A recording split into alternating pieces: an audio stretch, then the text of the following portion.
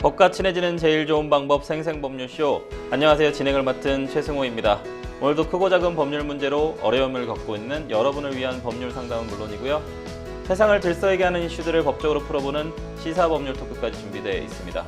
법률과 관련해 궁금한 내용이 있으신 분들은 상담전화 02557-8295번으로 연락 주시거나 법률방송 홈페이지 접속 후 법률상담 게시판에 문의 남겨주십시오. 그리고 아래 하단에 보이는 이메일로도 상담 문의 받고 있습니다. 각 분야 전문 변호사가 무료로 성심성의껏 상담해드리니까요. 많은 참여 바라겠습니다. 지금 이 방송은 유튜브를 통해서도 실시간으로 함께 방송되고 있으니까요. 많은 시청 부탁드리고요. 유튜브를 통한 소통의 창구도 활짝 열어두겠습니다. 그럼 오늘 도움 주실 변호사님 소개해드리도록 하겠습니다. 법무법인 상림의 황용 변호사님 자리하셨습니다. 어서 오십시오. 안녕하세요. 안녕하세요. 황용 변호사입니다. 법률상 궁금한 점이 있으신 분들께 성심성의껏 상담해 드리도록 하겠습니다. 네, 변호사님. 오늘도 억울하고 답답한 분들에게 명쾌상쾌 통쾌한 상담, 유익한 상담 해주시길 기대해 보도록 하겠습니다. 그럼 오늘 접수된 상담 미리 살펴볼까요? 10년 묵은 1억 원의 미해결 채권, 회수 방법은 일상을 망가뜨린 회사 동료의 끈질긴 스토킹, 사망한 큰형 재산 아버지에게 상속 받고 싶어요. 똑같은 가게 이름 상표권 침해인가요? 까지 다양한 분야의 상담이 접수되었습니다. 잠시 후 변호사님과 함께 속 시원한 해결책 찾아보도록 하겠습니다. 시청자 여러분도 어떤 해결책이 제시가 될지 계속해서 함께 지켜봐 주시길 바라겠습니다. 생생법률쇼 첫 순서는 시청자 여러분이 법과 친해지길 바라면서 법적인 상식을 유익하게 설명해주는 시간, 새롭게 시행되는 법령을 한눈에 쏙 살펴보는 이달의 법령으로 함께 합니다. 첫 번째로 살펴볼 법령은 지능정보화 기본법입니다. 요즘 직접 주문하는 대신 키오스크를 이용해 메뉴를 주문하는 매장이 많아졌습니다. 그런데 이 키오스크 주문을 장애인과 고령자가 이용하기에는 어려운 점이 많다고 합니다. 기술 발전으로 인한 디지털 격차는 점점 커질 수밖에 없어 보이는데 변호사님 이거 어떻게 극복해야 될까요? 그 디지털 전환으로 전국 민간 공공 영역에서 키오스크가 빠르게 확산되고 있는 실정입니다. 과기정통부에 따르면은 전국에 설치된 키오스크는 2023년 기준으로 약 53만 대 수준입니다. 일반 음식점에서 키오스크를 심심치 않게 찾아볼 수 있는 상황인데요. 하지만 정부 자체 평가 결과 정보 접근성은 평균 67점을 기록할 정도로 충분치 않은 실정입니다. 서울 시민 고령층 약 만 55세 이상과 만 55세 이상 2,500명과 장애인 500명을 포함해서 총 5,500명을 대상으로 시행한 2023년 서울 시민 디지털 역량 실태 조사에 따르면은 서울 시민 10명 중 8명은 키오스크 이용 경험이 있는 것으로 나타났습니다. 그중 25%가 키오스크를 이용할 때 불편을 겪은 적이 있는 것으로 조사가 되었는데요. 키오스크를 이용한 경험이 있는 고령층과 장애인 중 과반이 이용에 어려움을 겪었다고 답하였습니다. 고령층 59%와 장애인 60%가 불편한 경험이 있다고 응답을 하였는데요. 고령층은 이제 뒷사람 눈치가 보여서, 그리고 장애인은 사용 중 도움을 요청할 방법이 없어서 불편을 원인으로 지적을 하였습니다. 키오스크 이용 경험이 없는 이유로는 고령층은 사용 방법을 모르거나 어려워서, 그리고 장애인은 이용 방법을 모르거나 어려워서를 주된 이유로 꼽았습니다. 특히 이제 휠체어를 사용하는 이제 장애인 같은 경우는 키오스크 높이가 맞지 않고 작은 글자 크기 등으로 시각 장애인을 위한 서비스도 상당히 부족하다고 판단이 되었습니다. 아, 그렇군요.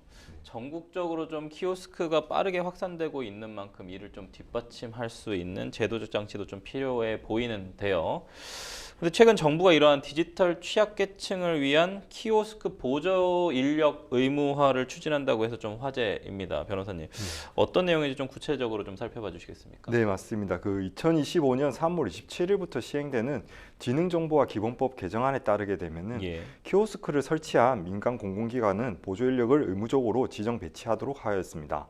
보조 인력은 취약계층이 도움을 요청할 경우 즉각 지원을 해야 되고, 다만 키오스크에서 실시간 음성 안내 서비스를 제공하거나 과기정통부 장관이 정한 고시 검증 기준을 충족한 키오스크를 설치한다든가, 혹은 이제 키오스크와 호환되는 소프트웨어를 제공하고 키오스크를 이용으로 보조할 수 있는 웹사이트 또는 앱을 제공한 경우에는 보조 인력에 준하는 정보 접근, 이용 편의 조치를 한 것으로 간주하도록 하였습니다. 아, 그렇군요. 네, 또한 이제 키오스크를 설치한 기관이나 매장은 이 중 최소한 1개 이상을 조치를 취하도록 하였는데요. 키오스크 설치 운영자가 5개 조건 중 어떠한 조치도 이행하지 않으면은 과학기술부 정보통신장관은 1년 이내의 기간을 정해서 시정을 명할 수 있도록 하였습니다. 시정 명령을 이행하지 않는 경우에는 최대 3천만 원의 과태료를 부과하도록 하였는데요. 나아가 과기정통부 장관은 무인 정보 단말기 정보 접근성을 보장하기 위해서 실태 조사를 실시할 수 있도록 하였습니다. 과기정통부 관계자는 이제 장애인, 고령자 등의 정보 접근과 이용 편의를 증진하기 위한 법안이 개정됨에 따라서 세부 내용을 명시한 시행령을 마련했다며 디지털 격차를 줄이는 계기가 되길 기대한다고 밝혔습니다. 네, 근데 확실히 좀 이번 개정안이 노령층과 장애인들한테는 반가운 소식일 것 같긴 한데 지금 말씀해주신 것 좀 들어보면 실시간 음성 안내 서비스 제공하는 거는 상당히 의미가 있을 것 같아요. 네, 근데 지금 뭐 보조할 수 있는 웹사이트나 앱을 제공한다거나 소프트웨어를 제공한다거나 이런 건 사실 정보 격차가 큰 어떤 장애인이나 노령자들에게 오히려 이제 키오스크도 이용을 못 하는데 웹사이트나 이런 것도 또 복잡해서 또 이용을 못하면 그런 부분에 대한 불편이 사실상 개선되지 않을까라는 또 걱정과 우려도 좀 있거든요. 예, 있을 수 있을 것 같습니다. 네, 그럼에도 불구하고 어찌됐든 이런 어떤 정보 격차를 줄이기 위해서 처벌 규정까지 마련함으로 인해서 확실히 장애인과 고령자 등의 정보 접근과 이용 편의 증진을 위해서 노력하고 있다. 그렇게 받아들이면 될까요? 예, 맞습니다. 네, 알겠습니다. 이런 좀 의무를 부과받게 된 특히나 이제 처벌 규정이 들어왔기 때문에 중소규모 사업장들의 입장은 조금 이것에 대해서 좋아하지 않을 것 같아요. 좀 다를 것 같은데 어떤가요? 좀 있습니다. 예. 아무래도 이제 경제적 부담이 는다는 게 큰 이유가 될 수가 있을 것 같은데요. 정부 관계자는 베리어 프리 키오스크는 한 대당 가격이 일반 키오스크보다 3배 정도 비싸고 기능에 따라서 최대 5배의 가격 차이가 난다며 예를 들어서 동네 치킨집의 경우 7개 안팎의 테이블을 둔 자영업자는 테이블 4개를 드러내야 된다는 우려의 목소리를 유의 깊게 듣고 있다고 밝혔습니다. 이에 이제 소상공인의 경우에는 현실적으로 과태료 부담 능력과 경제 상황 등을 고려해서 과기정통부 장관이 과태료를 면제할 수 있도록 규정을 하였습니다. 또한 이제 과기정통부는 1년의 계도 기간을 부여해서 시정명령 및 과태료 처분을 유예할 계획입니다. 소상공인과 자영업자의 키오스크 교체 비용과 임차 기간 등 어려운 경영 환경을 고려한 조치로 판단됩니다. 과기정통부는 앞으로 1년의 계도 기간 동안 제도의 안착을 위해서 무인 정보 단말기 설치 운영 가이드라인을 제공하고 권역별 설명회 등을 통해서 홍보를 강화할 계획입니다. 손상훈 과기정통부 정보통신정책실장은 이번 계도 조치로 인해서 비록 과태료가 부과되지 않는다고 하더라도 장애인이나 고령자뿐만 아니라 전 국민이 불편함 없이 무인 정보 단말기를 사용할 수 있도록 관계부처와 협의해서 다양한 정책적 지원책을 마련하고 신속하게 시행할 계획이라고 밝혔습니다. 그러니까 사실은 이런 어떤 기술 발전에서 소외되는 계층들이 있으면 안 되는 부분들인데 아까 말씀해 주신 것 중에 사실은 이제 인건비 부담도 있지만 장애인들을 위한 베리어 프리 키오스크라는 걸 말씀을 해주셨는데 베리어 프리 키오스크가 혹시 뭔가요? 이제 아무래도 장애인이나 고령층이 좀 더 이용하기 쉽도록 이제 마련된 키오스크를 그렇군요.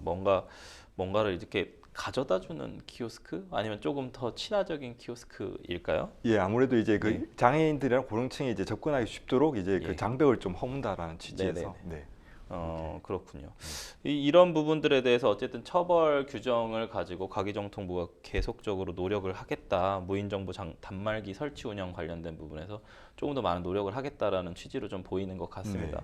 사실은 가장 빠르게 이런 어떤 베리어 프리 키오스크나 여러 가지 제도가 안착을 하려면 결국은 예산을 편성을 해서 뭔가 지원을 하는 장애인과 고령층을 위한 어떤 복지 차원에서의 어떤 제도 마련이 시급하고 예산 설정도 사실 필요해 보이는데 그 부분이 조금 더 보완이 같이 됐으면 좋겠네요.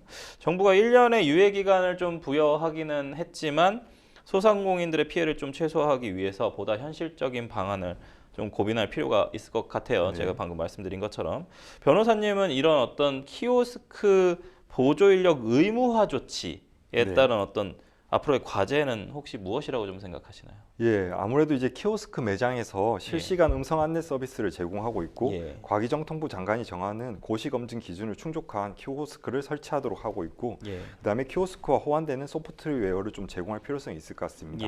그리고 키오스크 이용을 보조할 수 있는 이제 아무래도 웹사이트나 앱 제공 중 한 개 이상을 조치를 하면은 이제 보조 인력이 준한다는 조치를 간주하고 있는데 사실 이제 고령층과 장애인의 경우에는 위와 같은 조치가 있다고 하더라도 말씀 주신 것처럼 키오스크 이용에 좀 계속 어려움이 있을 수 있을 것으로 이제 보입니다. 그래서 위와 같은 조치와 더불어서 보조 인력 지정 및 배치가 보다 확대될 수 있도록 뭐 정부 지원이라든가 그에 대해서 이제 좀 고심 방안 마련이 좀 필요한 상황으로 판단되고 있습니다. 실제로 뭐 마트나 가게에 갔을 때 장애인이나 노령층이 키오스크 접근성 어떻게 사용하는지 모르겠다. 그럼 결국은 이제 보조 인력들이 나와서 이건 이렇게 하시고 이건 이렇게 하시고 지금도 그렇게 하는 매장들이 상당히 많은데 그런 부분들에 들어가는 인건비나 그런 부분들에 대한 좀 부담이 사실상 그 기업들에서는 좀 있거든요.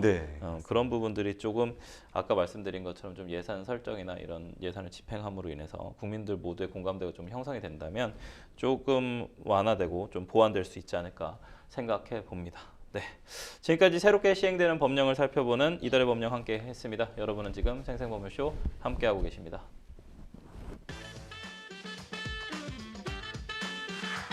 어렵고 복잡한 법률 문제로 고민하고 계신가요? 그렇다면 생생법률쇼가 도와드리겠습니다. 생생법률쇼에선 민사, 형사, 가사 등 각 분야 전문 변호사들이 매년 800여 건의 법률 문제를 속 시원하게 해결해드리고 있는데요. 그럼 무료로 법률 상담을 받을 수 있는 3가지 방법 지금부터 소개합니다. 첫째, 02-557-8295번으로 전화해 법률 상담 신청을 한다. 둘째, 법률방송 홈페이지에 접속해 법률 상담 게시판에 사연을 올린다. 셋째, 지금 화면에 나오고 있는 이메일 주소로 사연과 연락처를 보낸다. 속 시원한 법률 상담 프로그램 생생법률쇼 지금 바로 상담 신청하세요. 네, 지금부터는 생생법률쇼가 자랑하는 성심성의 무료 법률 상담 시작해 보도록 하겠습니다. 전화 연결되어 있는데 받아보겠습니다. 안녕하세요. 여보세요. 여보세요. 예, 말씀하세요. 네, 안녕하세요. 예. 네, 어떤 점이 궁금해서 연락 주셨을까요? 아니, 10년이 지금 넘었는데 돈을 1억을 갖다가 차용증서를 받고 그러니까 돈을 해줬거든요. 그랬는데 여기 법원에다가 그 공탁을 저기 하고 해서 해야 된다고 그래가지고서는 그 사람들이 아파트가 있었어요. 여기 상암동에. 그래가지고서는 이제 그게 6억이 넘어가니까는 1억 정도는 걱정하지 마시라고 그래가지고서는 이제 그거 해준 건데 세상에 나중에 법원에서 오라고 그래가지고서는 저기 갔더니 1금융권에서 벌써 돈을 다 가지고 가가지고 나한테 한 푼도 못 준다는 거예요. 근데 이 사람들은 두 부부가 굉장히 나이가 젊거든요. 그래가지고서는 이제 지네들이 그러면 하다못해 김밥집에 가서 알바를 하던 저기 신랑도 이제 지네가 임시 그러니까 이혼까지 했어요. 부부 이혼까지. 그러는데 이제 애들들은 songs 나가면서 이제 음악 저기를 하는데 걔네들은 그 유학까지 다 보내면서 돈을 들여서 그렇게 다 보낸다고 그런 소문이 들렸는데 막상 이 사람들을 돈 안 붙이더라고요. 한 번 딱 10만 원 보내고서는 그다음부터는 돈을 안 보내요. 그래가지고 이제 수소문 해가지고서는 어떻게 이제 좀 돈을 받아볼까 하고서는 이제 저기를 했는데 동사무소에 가도 주소를 안 가르쳐주고 주소 알 필요 없더라고요. 그래가지고 이제 어떻게 그냥 어영부영 하다 보니까는 벌써 지난번에 한참 나도 또 밖에 살다 보니까는 그냥 거기까지 날짜가 그렇게 빨리 지나간 건 생각 못 하고서는 근데 어떻게 이걸 다시 이제는 법원에서 다시 10년이 있으면은 다시 그걸 저기를 하라고 그러더라고요. 그러면은 다들 그게 연장이 될 수가 있고 저기가 되니까 다시 하라고 그래서 근데 그때 생각이 나가지고 하려고 보니까는 벌써 10년이 넘었다고 안 된다고 그러더라고요. 아, 10년이 넘었다고요? 어쨌든 지금 대여금을 좀 빌려주셨는데 돈을 빌려주셨는데 못 받고 계신 상황이잖아요? 네, 사연 잘 들었고요. 황용 변호사님 지금 나와 계신데 인사 나누시고 상담 받아보도록 하겠습니다. 네. 안녕하세요. 예, 안녕하세요. 네, 그 이제 지인한테 1억 원 상당을 빌려주셨는데 아직 못 받은 사안이시라고요? 예, 예, 예. 예, 그리고 그 1억 원이 그 이제 그 상대방 여자분이 빌려가고 남자분도 이렇게 빌려가고 각각 이제 뭐 빵집 운영자금. 아니, 이제 여자분이 주로 이제 가지고 간 거예요. 아, 여자가 이제 남편 주로. 되시니까 이제 네. 남편분이 이제 보증을 쓰고 이제 그렇게 한 거죠. 아, 남편이 보증을 쓰고 그 이제 그 돈을 빌려갈 때 어떤 목적으로 돈을 빌려갔을까요? 뭐 어디 쓴다라고 아니, 하거나. 그러니까 처음에는 이제 네. 뭐 1,000만 원 뭐 이제 이런 식으로 뭐 몇백만 원씩 이렇게 가지고 가가지고 목돈이 됐는데 네네. 여기서 이제는 저기다 보니까는 이제 개를 하게 됐어요. 걔요? 개를 하다 보니까 이제 그 네. 돈 빌려달라는 사람이 동문당 거기 지하에서 빵집을 크게 했거든요. 신라 빵집이라고. 네네. 그러니까 이제 빵집이 그 옆에서 충정타워라고 있는데 거기가 이 저기 콜센터라고 해가지고 이제 사람들 많이 저기 가지고 전화로 뭐 이렇게 상담하는 데가 들어와가지고 네네. 하루에 빵이 700개씩 나갔어요. 네네. 우유도 그렇고. 예. 그러니까는 이제 그거 돈을 갖다 그걸 일일이 저기 하려니까 회전을 하려고 이제 계속 하다 보니까는 네. 이제 개를 이제는 하는데 거기다가 이제 좀 개 좀 들어달라고 그러니까 처음에는 개 오야도 1,000만 원짜리 한 구찌만 이제 해서 그게 잘 됐어요. 그리고 그다음에는 이제 두 구찌를 달라 그러니까 또 이제 개돈도 잘 내고 하니까는 네네. 이제 또 두 구찌 해주고 네. 이런 식으로 이제 계속 몇 년을 그렇게 하다 보니까는 나중에는 5구찌까지 달라 그러니까 5천만 원이거든요. 네네. 한 구싸가 저기 1,000만 네. 원씩이니까. 그때가 그래가- 언제쯤이었을까요? 5천만 원 정도 됐을 때가 그때 조금 좀 몇 년도 정도이셨을까요? 장사가 그래도 잘 되고 네네. 뭐 할 때니까는 괜찮았는데 예. 이게 신랑은 또 뭐를 했냐면은 풍산 건설을 했죠. 네. 풍산 그 저기 저 아파트 그 짓는데 예예. 거기에 그 저기 청소 용역을 했었어요 신랑은. 네네. 그래가지고서는 그거를 갖다가 아파트 짓면은 이제 이 사람들이 가서 이제 사람들 데리고 가가지고 청소 딱 마무리 청소해주고 그리고 이제 돈 받고 이러는데 네네. 이게 이제는 그 풍산이 저기 망하는 바람에 아 예. 돈을 못 받게 되니까는 이제 그 일하던 사람들이 막 돈 달라고서는 이제 해가지고 이 사람이 그래가지고 이 돈을 빼서 거기다가 메꾸고 막 이러다 보니까는 돈이 회전이 안 돼가지고 결국은 이제 이렇게 됐거든요. 네네. 그러는데 그러면은 이제 아파트 그 상암동에 예. 이제 아파트가 6억이 나가는 게 있어가지고 네. 그걸로 해가지고 아마 여기저기서 돈을 많이 뽑아서 썼나 봐요. 그러면 그 그리고 이제 아파트에 여기 또 예. 지하 빵집 그 부근에도 이제 꽃집도 있었고 상가도 있고 이랬는데 네네. 그 사람들한테도 이제 돈을 제다가 빌려 쓰고 그랬는데 그 사람들은 이제 관리사무소에 보증금을 네, 걸어놓고 상담자님. 있으니까 예, 상담자님, 저희가 시간 예. 관계상 여러 가지 사실관계보다 법률적으로 유의미한 것들만 황용 변호사님이 여쭤보시고 답변해 주시는 게 좋을 것 같은데 아까 5천만 원 빌려주신 그 시기가 언제냐고 물어보셨거든요. 그게 아 시기가요? 예, 그러니까 2000 지금 그러니까 그게 지금 한 6년 됐어요. 이게 6년 정도 됐어요. 그러면 예. 2019년으로 보면 될까요? 그렇죠. 그렇게 되죠. 2019년. 계속 상담해 주시겠습니까? 네네. 네. 그러면은 그 상암 아파트에 뭐 이제 압류라든가 가압류 같은 거 혹은 이제 뭐 저당권이라든가 뭐 이런 것들 처분 금지 그때 같은 거기 한참 공사를 해가지고 아파트 진다고 그래가지고서는 상암동 아파트 6억짜리 상당의 예. 아파트 거기에다 그럼 따로 뭐 저당권이라든가 담보를 잡아놓진 않으신 거죠? 그렇죠. 그냥 그 저기 이제 아파트 그거 팔면은 저기 하겠다고 이제는 예, 그 예. 뭐야? 공증을 저기, 받았다라는 건가요? 예. 그러면 그 그래가지고 법원에다가 공증만 해놓은 거죠. 공증을 받을 때 그럼 이제 예. 그 얼마를 언제까지 갚겠다 이렇게 적어 놓으신 날짜 지급을 언제까지 하겠다라고 하신 그 날짜가 정해져 있었을까요? 그거를 갖다가 지금 날짜는 저기 하는데 네. 그때 이제 자기네가 자필로 써줬거든요. 그 예. 여기저기 할 때. 상담자님 예. 이게 되게 중요해요. 그래서 언제까지 변제를 해야 되는데 변제기하고 시점하고 그 사람이 자필로 쓴 것들 이런 게 되게 중요하거든요. 예. 그 자료, 네, 1억을 언제까지 갚겠다라고 한 거를 쓴 자료가 있으시면 꼭 찾으셔야 돼요. 아, 네. 그거는 찾아보면 있을 거예요, 저거. 서류가. 네. 그리고 이게 10년이 지났다라고 해서 법원에서 얘기를 하셨다고 하는데 그 예. 처음에 돈을 빌려준 시점이 10년 전이었던 거고 그러면 마지막에 돈을 빌려준 시점은 언제쯤이실까요? 아, 그거 그렇게 나중에 저기 이제 빌려줄 때 그거 한꺼번에 해가지고 묶어서 1억을 그거 해서 받았을 거예요. 공증을 그러니까 공증을 받았다는 받았다는 말씀이신 거죠? 예, 예, 예. 그러니까 공증을 받았을 때가 언제쯤 받으셨을까요? 공증을?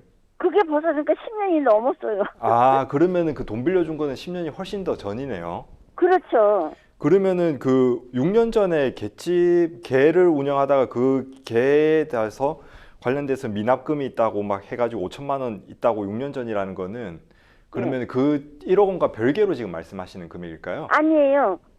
그러니까 그것도 벌써 그러니까 같이 그게 저기가 된 거예요. 그러면은 10년 그것도 6년 전이 아니라 좀 10년 예, 훨씬 예. 전 이야기이신 거죠? 예, 맞아요. 예. 아, 예, 예. 그러면 그 10년 동안 따로 연락을 서로 안 했었고요.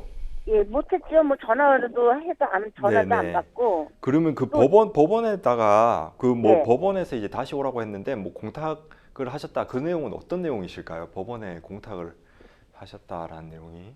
법원에다가 그거 써서 낼 때 150만 원, 그러니까 120만 원 들여가지고서 그거 뭐 하라고 해가지고 한 그러니까 그 건데. 만약에 그 상암동 아파트가 이제 예. 경매로 인해 가지고 나와 가지고 그 배당금을 이제 받아가라라고 연락이 와 가지고 그 배당금을 수령해라라고 연락이 왔는데 그 이제 보니까 선순위 그 배당권자가 이제 금융권들이래 가지고 배당금이 네. 낮아서 굳이 이제 찾으러 가지 않고 나중에 이제 배당금 수령하러 가다 보니까 이제 법원에서 10년이 넘어 가지고 못 준다 이렇게 전해 들었다 그런 말씀이실까요? 예, 그러니까는 네. 그 공탁금 저기 그 상암 아파트가 저기를 해가지고 하는데 그거 돈 판결을 받을 때 오라고 네네. 그래가지고 갔더니 예, 배당금 그- 받으러 오라고 할 때 갔었더니 네. 예, 그랬더니 그게 돈을 갖다가 들어온 거 가지고 저기 하려고 했더니 예, 예. 이 금융권이 뭐 4억인가 예, 5억이 돼가지고 예, 앞에 있는 사람들이 다 받아가 버려 가지고 남아 있는 예. 돈이 거의 없다. 그래가지고 예, 내드릴 네. 게 없다고 그렇게 얘기를 하더라고요. 아, 네, 네, 네. 아, 그런 상황이시고요. 예. 네. 알겠습니다. 무슨 말씀이신지 알겠고 그 이제 제가 좀 설명을 드릴게요. 이제 예. 그 보통 돈을 빌려줄 때 그 대여금이라고 합니다. 그럼 예. 이제 제가 이제 차용증을 쓰거나 뭐 공증을 받거나 이렇게 해가지고 그 사람이랑 이제 대여 계약을 체결했다라는 예. 것과 그 사람한테 입금했던 사실 같은 거를 입증을 하면은 그 이제 내가 빌려준 돈을 돌려달라라고 이렇게 예. 주장을 할 수가 있거든요. 예. 네. 그래서 이제 상대방한테 내가 빌려준 사실 자체를 인증하면은 이제 돈을 돌려받을 때가 된 거잖아요. 그리고 네. 이제 법원한테 이제 돌려달라고 이제 청구를 하시면 됩니다. 근데 예, 예, 뭐 예. 상대방의 주소를 모른다든가 혹은 뭐 예. 지금 뭐 그 어디 있는지 모른다라고 하더라도 이제 공증 서류에 보면 아마 인적 사항이 있을 거거든요. 최소한 이제 예. 주민등록번호 같은 건 있을 수가 있어가지고 핸드폰 번호는 지금도 두 사람 거 다 있어요. 네네 맞습니다. 그래서 이제 그 법원한테 지급명령 신청이라든가 혹은 이제 뭐 그 대여금 반환 청구 소송이라고 해가지고 돈을 돌려달라는 소송을 진행하시면서 사실조회 신청을 하시거나 보정명령을 받아가지고 이제 주민등록 등초본을 이제 발급받아서 주소를 확인하시고 그 사람의 주소를 이제 송달받으면은 그 상대방한테 돈을 달라라는 주장이 이제 진행이 될 수가 있습니다. 예, 그래서 이제 소를 진행하시면은 소가 판결이 나면은 이제 확정 판결에 따라 가지고 돈을 받아오시면 되는 사안이시고, 근데 이제 그 공탁금 같은 경우는 지금 이제 시간이 너무 오래돼 가지고 출급 청구권 자체가 이제 소멸시효가 완성이 돼 가지고 뭐 이제 받아갈 수 없는 그런 상황으로 지금 보이는 것 같긴 합니다. 네, 근데 그거랑 별개로 이제 상대방한테 돈을 달라라고 할 수가 있는데 이게 이제 상대방이 이제 원래 소멸시효라는 게 있거든요. 근데 소멸시효 자체가 내가 그래가지고서는 예. 저기 법원에다가 다시 저기를 해볼까 했더니 네네. 10년이 넘어가지고 예, 근데 그러니까 그거는 이제 그 소멸시효 자체가 저기 하는데 여기 아는 사람들은 어디서 사는지 아는 사람이 좀 있어서 네네. 그래서 좀 가르쳐 달라고 그랬더니 자기 상담자님. 그 여자의 네네. 친정 네네. 엄마하고 친구기 때문에 네네. 도저히 가르쳐 줄 수는 없고 상담자님. 예, 예. 신촌에 뭐 유명한 냉면집에서 뭐 엄마가 네네. 일을 하니까 거기를 가보면 어떻겠냐 이렇게 얘기를 하더라고요. 네네. 그러니 뭐 신촌에 로타리에 뭐 아무리 유명한 냉면집이라도 예. 뭐 몇 군데 예, 있는 제가 뭐 이해- 상담자님, 이해는 상담자님 했는데, 잠시만요. 네. 상담자님, 저희가 받을 수 예. 있는 법을 알려드리려고 지금 상담을 진행하고 있는 거잖아요. 예. 그렇기 때문에 본인 말씀 계속 하시면 시간이 계속 가거든요. 저희가 시간이 얼마 없어서 예. 황용 변호사님께서 방법을 알려드릴 거예요. 그래서 그 방법대로 하시면 받을 수도 있으니까 그 얘기 예. 들으시려고 전화하신 거잖아요. 그렇죠? 아, 예. 그래서 얘기 계속 듣겠습니다. 네네. 그러면 제가 적어야 되나요? 저희 아, 이게 방송 한번- 재방송으로도 또 보실 수 있으니까요. 예. 우선 들으시고 이해를 좀 하시고요. 이해 안 예. 가시면은 저희 방송 다시 유튜브로 재방송으로 좀 다시 돌려보시는 게 좋을 것 같습니다. 네네. 네. 제가 좀 설명드릴게요. 그 돈을 달라라고 주장을 할 수 있습니다. 그리고 상대방이 따로 답변서를 제출하지 않거나 소멸시효라고 주장을 하지 않으면은 그대로 이제 인용 판결이 날 수가 있습니다. 소멸시효 주장 자체는 이제 항변 사유라고 해가지고 이제 권리 자체가 없어지는 게 아니라 상대방이 주장을 했을 때 그 사안이 고려되는 사안인 거거든요. 그래가지고 일단은 달라라고 청구를 해보시는 게 좀 좋은 사안 같고, 그런데 지금 같은 사안 같은 경우는 이제 상대방이 소멸시효 항변을 할 수가 있는 사안입니다. 근데 이게- 그거를 어디다가 내나요? 그 법원에다가 이제 지금 법원에다가요? 법원에다가 소장을 제출하셔가지고 돈을 달라라고 주장을 하면 되는 거고, 지금 이제 상대방 주소를 모르니까 걱정이 되시는 사안이시잖아요. 근데 그거는 이제 사실조회 신청이라든가 이제 보정명령통을 통해서 이제 소송 절차를 통해서 상대방 주소를 확인할 수 있는 사안이긴 합니다. 근데 그것보다 좀 중요한 사안이 상대방이 이제 소멸시효 주장을 할 수가 있는 사안이거든요. 이게 지금 이제 상대방이 지금 들었을 때 뭐 빵집 운영 자금이라든가 청소 용역 사업이라고 해가지고 주장을 했다고 하는데, 이게 당사자가 그 상인이라든가 혹은 이제 창업을 하기 위해서 이제 보조적 상행위로 인정되는 경우에는 상법상 소멸시효 5년이 적용될 수가 있고, 상법상 소멸시효 5년이 적용되지 않는 사안이라고 할지라도 민사상 일반 채권은 이제 10년의 소멸시효가 적용이 될 수가 있습니다. 그리고 이제 중간에 공증을 한번 받으셨다고 하는데, 그 공증에서 이제 기한을 정할 수가 있거든요. 그래갖고 만약에 확정 기한을 둬서 언제까지 주겠다라고 하면 그 시점으로부터 이제 10년, 그 다음에 이제 기한을 따로 정하지 않았다면은 이제 기간이 이제 객관적으로 도래했을 때로부터 10년, 그리고 이제 기한이 정함이 없다고 한다면은 이제 돈을 빌려준 시점부터 10년이 진행되는 사안이거든요. 근데 그렇게 설명을 해주셔도 제가 나이가 네. 많아가지고 다 예. 이거 소화를 못 시키거든요. 네, 그래서 말씀해 지금 주시는데. 이제 말씀 주신 내용으로 들었을 때는 지금 10년이 훨씬 도가한 사안처럼 보여가지고, 상대방이 소멸시효 주장을 하면은 오히려 이제 뭐 소송 비용 부담이라든가 이런 것까지 이제 부담하실 아니, 위험성이 그래서 있기 때문에. 이거를 갖다가 네. 그러면은 서류가 있는 걸 가지고 법원 부근에 가가지고서는 한번 그 법원 부근에 있는 그 사무실 같은 데 가서 상담을 받아봐도 괜찮을까요? 예, 맞습니다. 한번 상담은 받아보셔야 될 것 같은데, 이게 예. 상대방이 이제 적극적으로 응소를 하게 되면은 소송 비용 부담을 이제 본인이 책임질 수도 있는 사안이거든요. 그래가지고 제가 생각할 때는 소장을 바로 제출하기보다는 지급명령 신청이라는 것을 한번 좀 활용을 해보셔가지고 이제 상대방이 어떻게 답변을 하시는지 한번 보시고 소송을 진행할지 여부를 결정하시면 좀 좋을 것 같습니다. 네, 그래서 뭐 저는 상- 지금 네, 나이가 80이다 보니까 네. 지금 상담자님, 뭐- 제가 정리를 해드릴게요. 상담자님, 우선 이 돈을 받을 수 있을지 없을지가 궁금하시잖아요. 예. 근데 10년이 넘어서 못 받는 거면 그냥 못 받는 거예요. 근데 예. 이게 받을 수 있는 방법이 있을 수도 있어요. 예. 그 말씀을 지금 황용 변호사님이 얘기해 주신 거예요. 소멸시효 완성은 상대편이 주장을 하지 않으면 어차피 상관없이 우리한테 인용 판결이 나면 우리가 돈을 받을 수도 있어요. 그 부분에 대해서 말씀드린 거고, 예. 그 소멸시효 항변이고 말고를 떠나서 저희가 판결문을 받으려면 소송을 내야 됩니다. 소송을 내려면 내가 돈 빌려줬으니까 대여금 청구 소송이라는 거를 법원에다 내서 해야 되거든요. 예. 그렇게 하셔야 되는데, 그것보다 지급명령 신청이라는 간단한 제도가 있으니까 우선 소제기를 하면 그 사람 주소들은 다 알 수 있다는 얘기까지 해주신 거예요. 사실조회 신청해서. 그래서 어쨌든 소송을 하기는 하셔야 될 것 같아요. 그리고 1억이라는 돈을 어쨌든 받기 위해서 저희한테 상담 주셨으니까 1억을 받을 수 있는 방법도 있다. 아직 포기할 상황은 아닌 것 같다. 라는 부분까지 저희가 말씀드린 거고, 저희가 시간 관계상 우선은 상담은 여기까지 마무리하고요. 저희 방송 꼭 다시 보세요. 이해 안 되시더라도 재방송으로 다시 보시면 분명히 도움되시는 내용들이 있으실 거거든요. 그러니까 감사합니다. 저희가 우선은 전화 상담을 10개 마무리하고요. 제가 황용 변호사님하고 좀 우리 상담자님한테 도움되실 만한 얘기를 풀어서 설명을 좀 더 드릴 거예요. 그러니까 계속 방송 보시거나 혹은 아니면 재방송으로 다시 한번 계속 보시면 더 도움이 되실 것 같습니다. 제가 방송을 꼭 보겠습니다. 네, 알겠습니다. 전화 주셔서 감사합니다. 감사합니다. 네. 네, 변호사님, 이 상담자님이 어쨌든 상담자님 얘기를 하다 보니까 네, 시간이 네. 조금 많이 끌었는데 네. 사실 이 사안에서 가장 중요한 건 소멸시효 중단 사유지 않습니까? 네네. 아까 얘기를 좀 들었을 때 네. 공증을 받았다라는 얘기를 했어요. 네네. 그럼 소멸시효 중단이 됐을 수도 있고 또 우리가 지급명령 신청을 하거나 아니면 소재기를 해서 상대편이 채무 승인을 해버리면 네. 그러면 또 소멸시효 중단될 수도 있지 않습니까?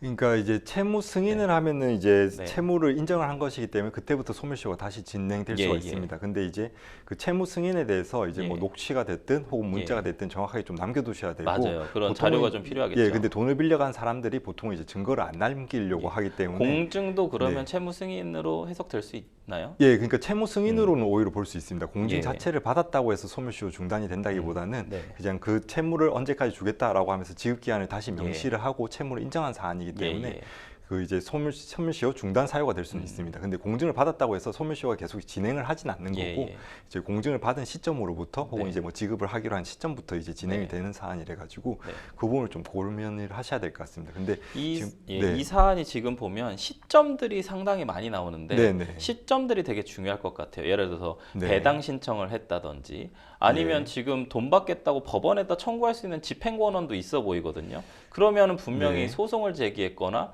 지급 명령을 또 제기했을 가능성도 있어 보이거든요. 1억 원을 그냥 단순히 법원에다가 배당받아가라고 얘기를 하려면 집행권원으로 뭔가 집행 단계를 들어갔다는 얘기지 않습니까? 그 이제 공정증서에 의해 가지고 배당 참가를 했었을 것 같습니다. 공정증서 자체가 이제 집행권원이 될 수가 있기 때문에 따로 이제 법적 조치는 하지 않으신 걸로 보이고 그렇다면은 그 공정증서를 발급했었던 그 시점이 10년 안쪽에 들어오느냐 혹은 상사 채권이면 5년 안에 들어오느냐 이 부분이 상당히 중요한 부분이 되겠네요. 예, 맞습니다. 근데 아까 여쭤봤었을 때는 이제 공정증서 자체도 이제 10년 전에 넘은 것 같다. 넘으셨다고 하셔가지고 만약에 공정증서가 10년이 넘었는데 상대편이 소멸시효 항변을 하면 그럼 우리가 패소해서 받을 수 있는 방법은 없는 거네요. 예, 맞습니다. 그렇게 그럼에도 불구하고 아직은 가능성이 있으니까 절차상 우선은 해볼 필요는 있다. 네, 맞습니다. 이제 소멸시효 자체가 항변 사유래 가지고 상대방이 주장하지 않으면은 반영이 되지 않을 수가 있습니다. 그래서 이제 충분히 주장해 볼 사안이고 그렇지만 이제 소송이라는 거는 이제 패소를 하게 되면 소송 비용 부담이라는 게 발생하게 됩니다.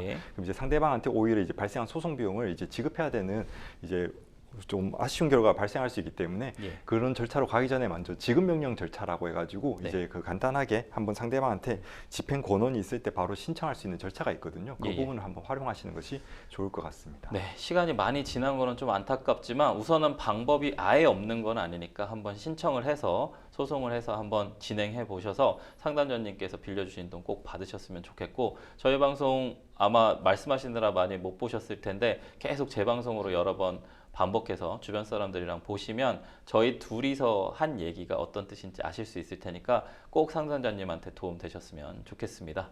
저희는 이제 전화 상담은 여기까지 마무리하고요. 다음 코너로 넘어가 보도록 하겠습니다. 여러분은 지금 생생법률쇼 함께하고 계십니다.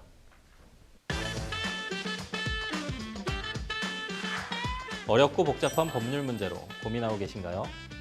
그렇다면 생생법률쇼가 도와드리겠습니다. 생생법률쇼에선 민사, 형사, 가사 등 각 분야 전문 변호사들이 매년 800여 건의 법률 문제를 속 시원하게 해결해 드리고 있는데요.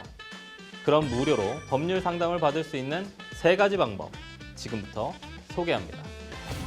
첫째, 02-557-8295번으로 전화해 법률 상담 신청을 한다. 둘째, 법률방송 홈페이지에 접속해 법률 상담 게시판에 사연을 올린다. 셋째, 지금 화면에 나오고 있는 이메일 주소로 사연과 연락처를 보낸다. 속 시원한 법률 상담 프로그램 생생법률쇼. 지금 바로 상담 신청하세요.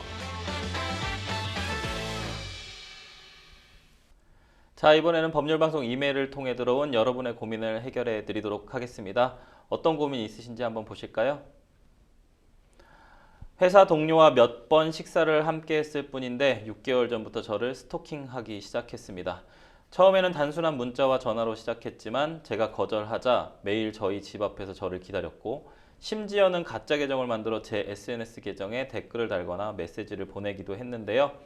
이에 경찰에 신고를 했지만 실질적인 위협이나 폭력이 없었다면서 적극적인 조치를 취해주지 않았습니다. 그런데 지난주 그 회사 동료가 제 차 앞 유리에 넌 내 거라는 쪽지를 남겼고 다음날 아침에는 현관문 앞에 제 사진이 담긴 작은 상자를 놓고 가기도 했는데요. 그래서 결국 저는 회사도 그만두었고 이사까지도 생각하고 있습니다. 요즘은 밤에 잠도 잘 안 오고 밖에 나가는 것조차도 너무 무서운데요. 이런 상황에서 제가 법적으로 어떤 도움을 받을 수 있을까요? 라고 상담 주셨습니다.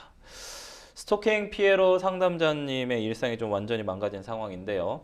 지금 상담자님께서 즉시 취할 수 있는 법적 조치는 좀 무엇일까요, 변호사님? 네, 그 이제 상담자가 이제 뭐 112로 신고가 가능한 사안이긴 예. 하십니다. 예. 그리고 이제 위급한 상황에서 만약에 이제 목소리를 내기 어렵다라고 하신다면은 예. 112 긴급 신고라든가 스마트 국민 제보라는 어플을 통해서도 이제 신고가 가능하긴 합니다. 예.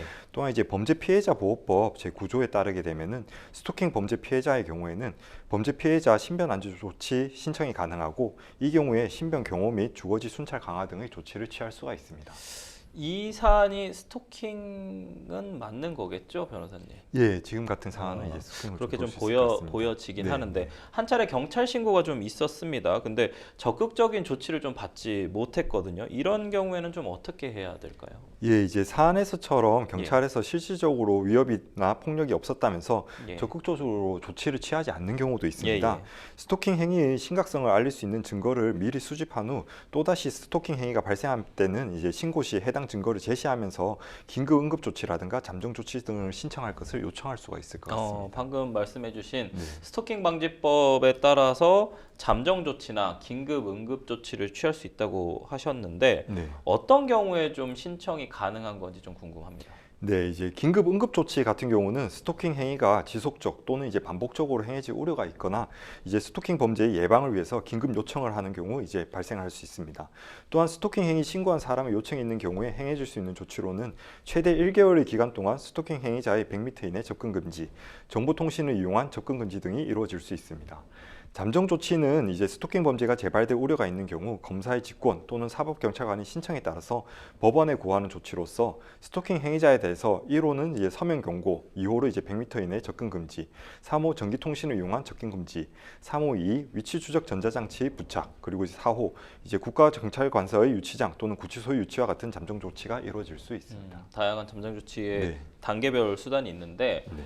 지금 상담자님께서는 스토킹으로 해서 퇴사까지 좀 한 상황이거든요. 정신적인 피해나 이사 퇴직 등에 대한 어떤 생활상의 변화에 대한 손해배상 청구도 좀 가능할까요? 네, 맞습니다. 이제 스토킹 행위 자체가 불법 행위에 해당하기 때문에 예. 이에 따른 이제 손해배상 청구가 충분히 가능합니다. 이와 관련해서 정신적 피해가 있다고 한다면은 예, 예. 이를 입증할 진단서, 소견서들을 통해서 손해배상 청구가 가능하고 이사나 퇴직 등을 하여서 비용이나 손해가 발생을 하였다면은 이에 대해서 이제 손해배상 청구도 충분히 가능해 보이는 사안입니다. 직장 내 스토킹인 경우에는 회사에 좀 피해 사실을 좀 알리고 보호 조치를 요구할 수 있는 법적인 근거도 좀 존재합니까? 네, 맞습니다. 네. 이제 직장 내 스토킹의 경우에도 스토킹 방지법이 적용될 수가 있습니다. 예. 그리하여 가해자와 피해자의 분리 조치와 이제 가해자에 대한 스토킹 중단 통보 및 처벌 서면 경고 등의 조치가 충분히 이루어질 수가 있습니다. 네. 또한 이제 스토킹 방지법 제5조 사항에 의해서 사업주는 스토킹 예방 교육을 실시하는 등 직장 내 스토킹 예방을 위한 노력을 하여야 한다고 규정되어 있으며 회사의 관련 보호 조치나 지침이 마련되어 있는 경우에는 이에 따라서 이제 보호를 받으실 수도 있습니다. 그러면 결국은 회사에 관련 좀 보호 조치나 지침이 좀 마련이 되어 있어야겠군요. 네, 그런 맞습니다. 회사에서나 좀 가능하다라는 네. 얘기이신 것 같고 직장 동료가 가짜 SNS 계정으로 메시지를 좀 보내기도 했어요. 이렇게 온라인상에서 좀 스토킹이 이루어지면 어떻게 대응을 좀 해야 할까요? 네, 그 온라인상의 스토킹에 대해서는 긴급 응급 조치 또는 이제 잠정 조치에 의해서 정보통신을 위한 접근 금지 명령을 받을 수가 있습니다. 이를 위반하게 되면은 긴급 응급 조치 위반의 경우 1년 이하의 징역 또는 1천만 원 이하의 벌금을 받게 되고 잠정 조치의 경우에는 2년 이하의 징역 또는 2천만 원 이하의 벌금에 처해질 수가 있습니다. 가해자가 접근 금지 명령을 했음에도 불구하고 스토킹 행위를 중단하지 않는다면 좀 추가로 어떤 추가적인 법적 조치를 취할 수 있는지 그 부분 좀 말씀 주세요. 네, 이제 가해자가 접근 금지 명령을 위반해서 스토킹 행위를 지속하는 경우가 있을 예. 수가 있습니다. 이를 경찰에 신고하게 되면은 가해자는 체포될 수가 있고 예. 또한 이제 벌금 내지 징역의 처벌을 받게 됩니다. 그러니까 형사처벌 받을 네, 수 네, 있는 맞습니다. 가능성. 현재 좀 스토킹 피해자들 좀 많으신데 이 부분에 대해서 좀 도움을 드리고자 뭔가 피해자 보호를 위해서 마련된 어떤 국가 지원 프로그램들 이런 게 뭐가 있을까요? 예, 맞습니다. 그 예. 최근 이제 스토킹 범죄가 사회적 문제로 이제 떠오름에 따라서 예. 여가부는 이제 스토킹 피해자 보호를 위해서 피해 상담, 동행 서비스, 사후 관리 등 심리 지원 서비스를 제공하고 임시 숙소 활용을 통한 긴급 보호, 임대주택 등 주거 지원 서비스, 그리고 이제 무료 법률 상담 및 소송 지원 등 심리 치료 및 회복 지원을 통해서 이제 다양한 지원을 지금 진행하고 있습니다. 아, 그렇군요. 상담자님께서 아무쪼록 어떤 이런 스토킹 피해에서 좀 잘 벗어날 수 있었으면 좋겠습니다. 저희는 첫 번째 이메일 상담 마무리하고요. 두 번째 이메일 상담으로 넘어가 보도록 하겠습니다. 두 번째 이메일 상담 내용 보실까요? 어린 시절을 돌이켜보면 아버지로 인해 불행했던 기억밖에 없습니다. 아버지는 늘 술에 취해서 집안을 난장판으로 만들고 어머니와 저희 남매를 향해 욕설을 했습니다. 제대로 된 일을 한 적이 없어서 어머니 혼자 새벽부터 밤늦도록 일을 하면서 저희를 키우셨죠. 어느 날 아버지가 또 술 마시고 행패를 부리다가 큰형에게 손찌검을 했습니다. 거의 구타 수준이었고 형은 얼굴과 몸에 멍이 가득했어요. 그 모습을 본 어머니는 아버지에게 이혼을 요구했습니다. 이혼해 주지 않으면 아버지를 죽이고 자신도 죽겠다며 협박을 했죠. 그렇게 이혼을 하고 어머니와 저희 3남매만 함께 살았습니다. 경제적으로 넉넉하지는 않았지만 가정의 평화로움에 감사하며 살았는데요. 몇 해 전 어머니께서 지병으로 돌아가셨고 올해 초 큰형마저 교통사고로 갑자기 세상을 떠나게 됐습니다. 결혼하지 않은 형은 사망 전까지 저와 여동생과 함께 살았어요. 저희가 살고 있는 아파트는 형 명의로 되어 있는데요. 집을 매매할 때 제가 모았던 현금 2천만 원을 보탰고 이모와 외삼촌들도 금전적 도움을 주셨습니다. 그런데 형이 사망한 것을 알게 된 아버지가 이 아파트를 노리고 있어요. 형은 약간의 주식과 적금도 있었는데요. 아버지가 형의 재산을 모두 상속받게 되는 걸까요? 아버지가 형의 재산을 갖지 못하도록 막을 방법은 없을까요? 안타까운 사연인데요. 변호사님, 우선 미혼의 자녀가 사망했을 경우에는 직계 존속인 부모가 1순위 상속인이 되는 거죠. 법적으로. 그렇다면 아버지가 상속인이 되는 건가요? 예, 맞습니다. 이제 미혼 자녀가 사망하게 되면은 상속 순위가 이제 자녀에게 배우자와 자녀가 없는 상황이기 때문에 직계 존속인 부모가 1순위 상속인이 될 수가 있습니다. 네. 사안의 경우에는 이제 형이 결혼을 하지 않은 채 사망을 하였고 자녀도 이제 별도로 없는 사안이기 때문에 아버지가 상속인에 포함됩니다. 이 사연 보면서 많은 분들이 상속제도 개선을 위한 좀 민법 개정안인 일명 구하라법이 좀 떠오르실 것 같습니다. 작년에 개정안이 국회를 통과했습니다, 변호사님. 네, 맞습니다. 이제 민법 1004조 2가 이제 2024년 8월 28일 날 국회 본회의를 통과하였고 2024년 9월 20일 날 이제 신설되었습니다. 신설된 민법 1004조 2는 상속권 상실 선고를 이제 규정을 하고 있는데 피상속인의 직계 상속인이 피상속인에 대한 부양 의무를 중대하게 위반한 경우라든가 피상속인 또는 그 배우자나 피상속인의 직계 비속에게 중대한 범죄 행위를 하였거나 그 밖에 심히 부당한 대우를 한 경우 피상속인은 이제 해당 피상속인의 직계 존속에 대해서 공정 증서에 따른 유언으로 상속권 상실 의사 표시를 할 수가 있습니다. 네. 또한 이제 이러한 유언이 없었다고 하더라도 공동 상속인은 피상속인의 직계 존속에게 위와 같은 사유가 있었던 사람이 상속인이 되었음을 안 날로부터 6개월 이내에 가정법원에 그 사람이 상속권 상실을 이제 청구할 수가 있습니다. 그리고 이제 신설된 민법 1004조 2는 2025년 1월 1일부터 시행될 예정입니다. 그런데 지금 이 개정안이 방금 말씀해 주신 것처럼 내년부터 시행이란 말이에요. 네네. 그렇다면 좀 이 상담자님 경우에는 적용받을 수 없는 겁니까? 예, 이제 부칙에 의해서 신설된 민법 1004조 2는 2024년 4월 25일 이후 상속이 개시된 경우로서 피상속인 직계비속이 이제 개정안 시행 이전에 행한 행위가 있었던 경우에 소급 적용되도록 되어 있습니다. 네. 상담자님의 경우에는 이제 2024년 4월 25일 이후 형의 사망으로 상속이 개시된 것이 맞다고 한다면은 신설된 민법 조문이 적용이 가능할 것 같습니다. 그렇군요. 소급 적용되니까요. 네. 과거 좀 아버지의 이런 가정폭력, 학대, 방임 등에 대한 증거를 좀 모아서 상속권 박탈 청구를 좀 해볼 수는 있을 것 같습니까? 예, 맞습니다. 이제 사안의 경우에는 이제 그 제대습 상속이 이루어지는 경우를 생각해 볼 수가 있습니다.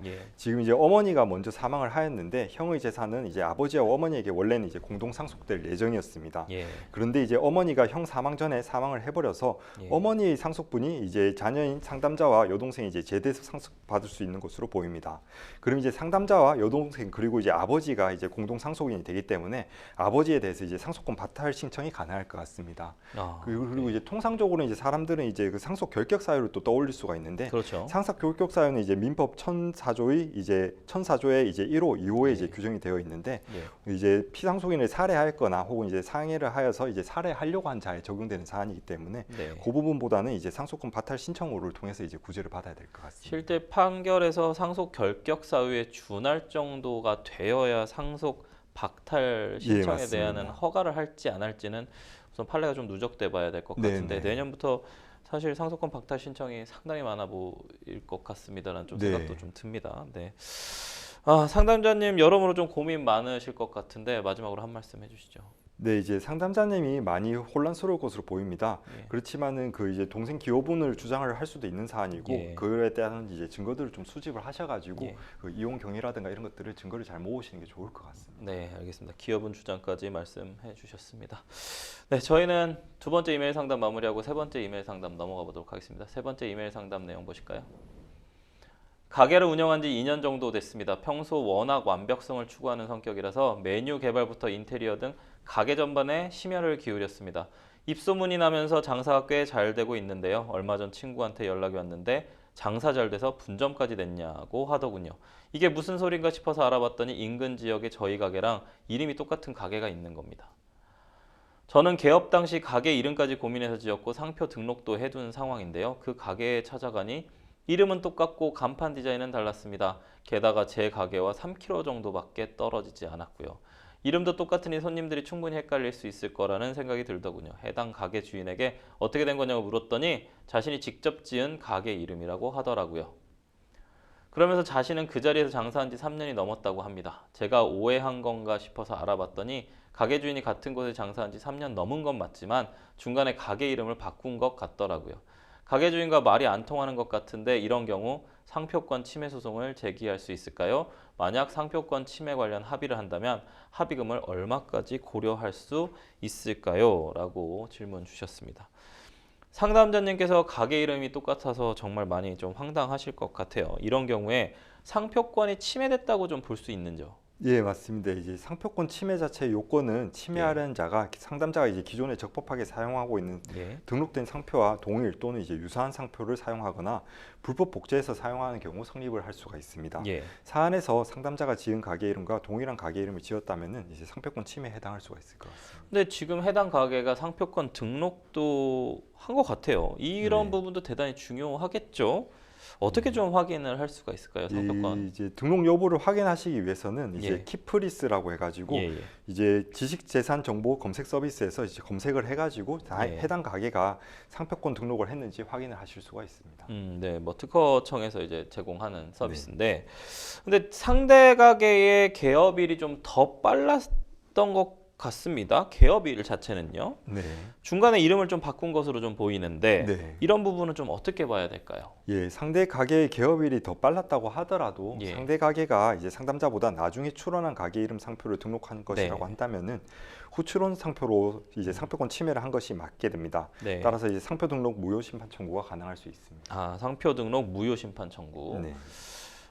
사연에 좀 자세히 나와 있지는 않습니다만 같은 상표로 인해서 상담자께서 피해를 입었거나 좀 어떤 이런 등의 내용은 좀 없거든요. 아직까지는 뭐 예를 들어서 방문하는 고객이 좀 준다거나 이런 부분은 말씀 안 하시는데, 소비자, 그러니까 이제 손님들이 혼동을 좀 하고 있는지 등 피해 부분을 입증하려면 어떻게 이게 입증을 할 수 있을까요? 네, 그 이제 아무래도 이제 상표가 동일 내지 상당히 유사하다고 한다면은 손님들에게 혼동 가능성이 있어야 한다고 보고 있습니다.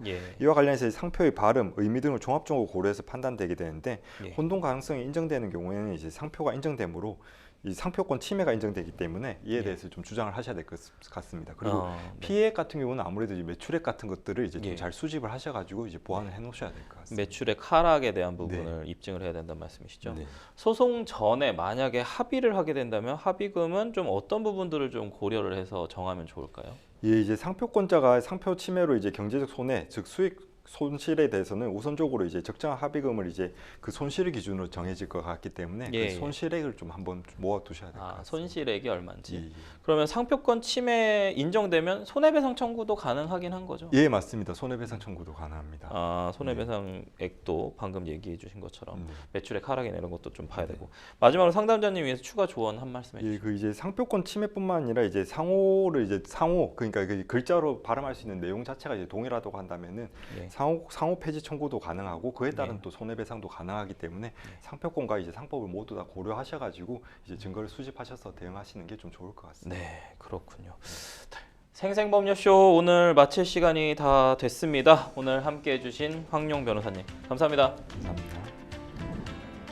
법률 상담 참여 방법 다시 한번 말씀드리겠습니다. 상담 전화 0257-8295번으로 연락 주시거나 법률방송 홈페이지 접속 후 법률 상담 게시판에 문의 남겨주시면 변호사들이 무료로 성심성의껏 상담해 드리니까요. 많은 참여 부탁드리겠습니다.